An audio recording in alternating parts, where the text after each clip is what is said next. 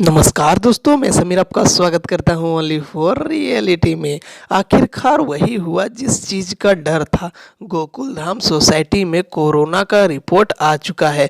खैर दोस्तों, बात करते हैं आज की एपिसोड की। एपिसोड शुरू होता है बहुत ही ज़बरदस्त टेंशन के साथ बेड़े के घर से। बेड़े बहुत ही ज़्यादा टेंशन ले रहा होता है। फिर माधवी उसे समझाने का कोशिश करती है, लेकिन वो समझने को मान ही नहीं रहा होता है।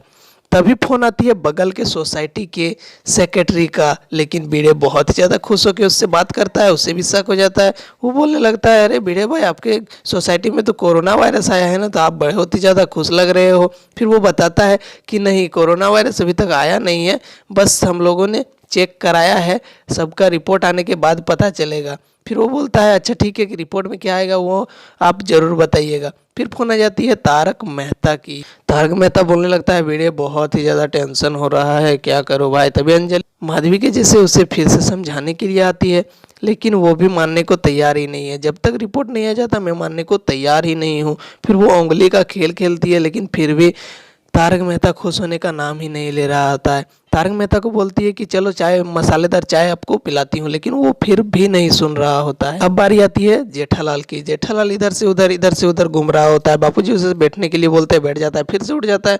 बापूजी, टेंशन कम ही नहीं हो रहा है, बहुत ही ज़्यादा टेंशन आ रहा है कि रिपोर्ट में क्या आएगा।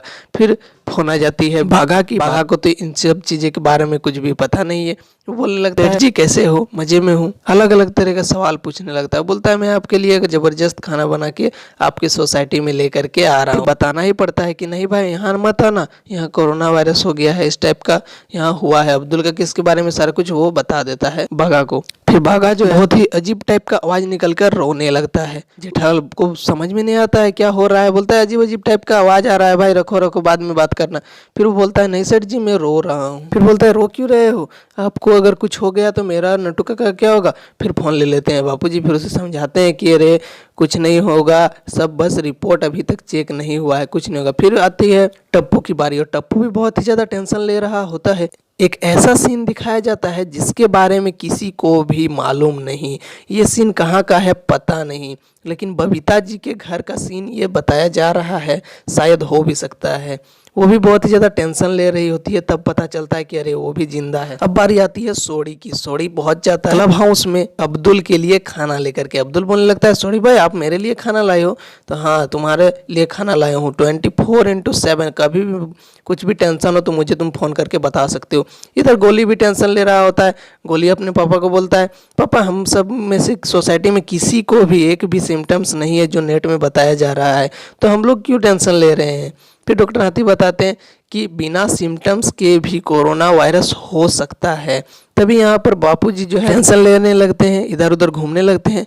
अचानक बालकनी में आ जाते हैं और गाना गाने शुरू कर देते हैं। तब आसित मोदी पर कट हो जाते हैं और सभी लोग अपने घर से बाहर निकलने लगते हैं, अपने घर में ही गाने गाने लगते हैं।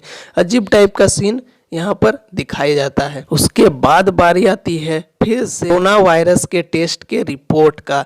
आ जाते हैं कर्मचारी, टेस्ट का रिपोर्ट लेके। भिड़े जाता है गेट खोलने के लिए, गेट खोलता है, सभी लोग अंदर आते हैं। अंदर आने के बाद भिड़े माइक लेता है और सभी को जोरों जोरों से नाम पुकार के बाहर बुलाने लगता है। सभी लोग बाहर आ जाते हैं रिपोर्ट के बारे में जानने के लिए, और वे लोग रिपोर्ट के बारे में एक एक करके, पहले सोड़ी का, फिर रोशन का, फिर गोगी का, इस टाइप करके सबको बताने लगते हैं। तो सोड़ी फैमिली और भिड़े फैमिली का अभी तक तो नेगेटिव आ चुका है। अब आगे क्या होने वाला है उसके बारे में जानने के लिए आपको देखना पड़ेगा ओनली फॉर रियलिटी के नेक्स्ट वीडियो को।